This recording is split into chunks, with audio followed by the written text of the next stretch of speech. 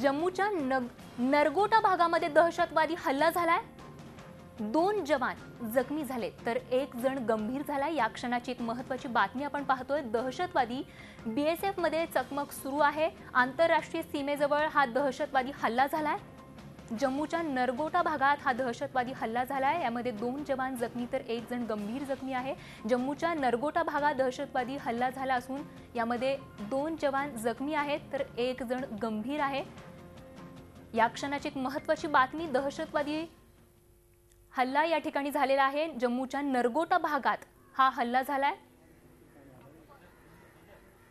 आणि या संदर्भात दिल्लीवरून आमचे थेट प्रतिनिधी दिल्लीवरून आपल्याशी संपर्क साधताय रामराजे शिंदे सध्या आपल्या संपर्कात आहेत। रामराजे, काय सांगाल या संदर्भात? आपण बघतोय पुन्हा एकदा या ठिकाणी दहशतवादी हल्ला झालाय। बिलकुल, ही सकाळी 5:30 वाजताची घटना आहे आणि त्यावेळेस शिफ्ट इन्चार्ज ड्युटी बदलत होते आणि अशा वेळेस बीएसएफचा जो सैन्याची तुकडी आहे त्या तुकडीवर हल्ला करण्यात आलेला आहे। साधारणतः 3 दहशतवादी असल्याची माहिती मिळालेली आहे आणि त्याचबरोबर या तुकडीच्या वास्तव्य ज्या ठिकाणी आहे त्याच्या बाजूला जे आहे ते हायवे आहे, त्यामुळे हायवेच्या मार्गाने हे दहशतवादी आल्याचं माहिती मिळालेली आहे।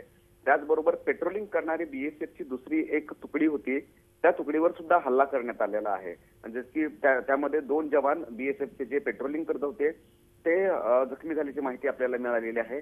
अगोदर ग्रेनेडनं हल्ला करण्यात आलेला आहे आणि त्यानंतर फायरिंग करण्यात आलेली आहे। जवानावर फायरिंग करण्यात आलेली आहे, तर तुकडीचं वास्तव्य ज्या ठिकाणी होतं त्या ठिकाणी मात्र ग्रेनेडनं हल्ला करण्यात आलेला आहे।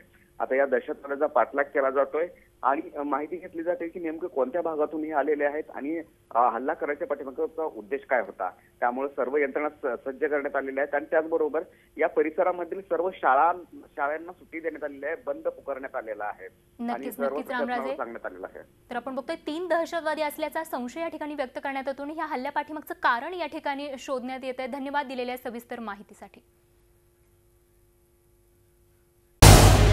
झी 24 तास रहा एक पाऊल पुढे।